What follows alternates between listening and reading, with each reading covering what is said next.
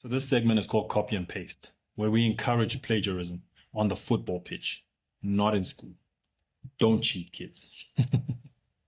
No, don't cheat, seriously. In football, you don't have to reinvent the wheel.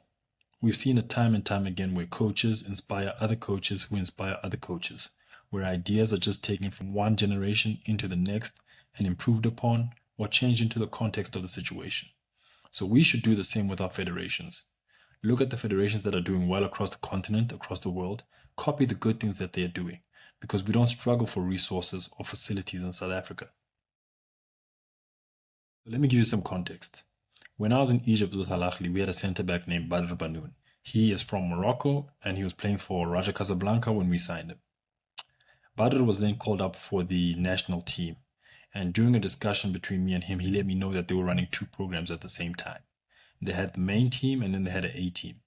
The main team was players based overseas, the big players, the Hakimis, Bono, and Nasiri, etc., etc.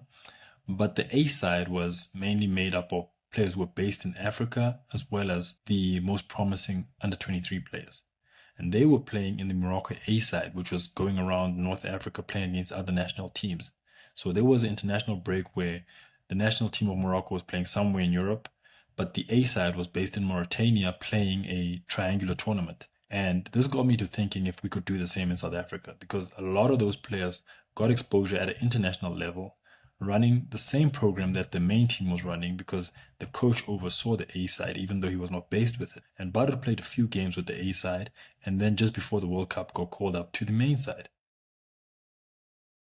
If you want proof that Morocco's systems work, just have a look at the performances of their various national teams over the last couple of years. The senior men's national side has just qualified for their third consecutive World Cup. And we know what happened in 2022 in Qatar. They got to the semi-finals, only losing to Croatia, beating Portugal and Spain along the way. And by the way, Badr Banoun played in those final games. If you look at the CHAN side, they've won 3 of the last 4 CHAN tournaments, 2018, 2020, and 2024. The under-23 side has just won the AFCON recently and then went to the Paris Olympics, where they lost in the semi-finals but won the bronze medal match against Egypt. If you look at the under-20 side, which is currently playing at the under-20 World Cup in Chile, they lost in the final to our very own South Africa. But they are the only team that made it through to the quarterfinal stage. If you look at the women's side, they lost in the final of the women's AFCON to Nigeria.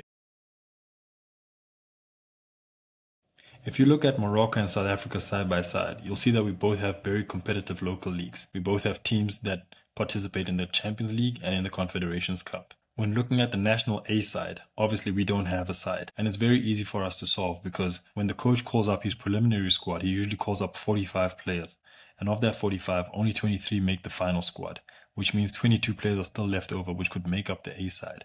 So a combination of under 23 eligible players and more experienced players who didn't make the main team could be in the A side. And also you could use that platform to have the under 23 coach work with that team so that he's prepared for the time when the Olympic qualifiers come along. If you go on the website of the Moroccan Football Federation, you'll see the under 15, under 16, under 17, under 18, under 20, under 23, and A side.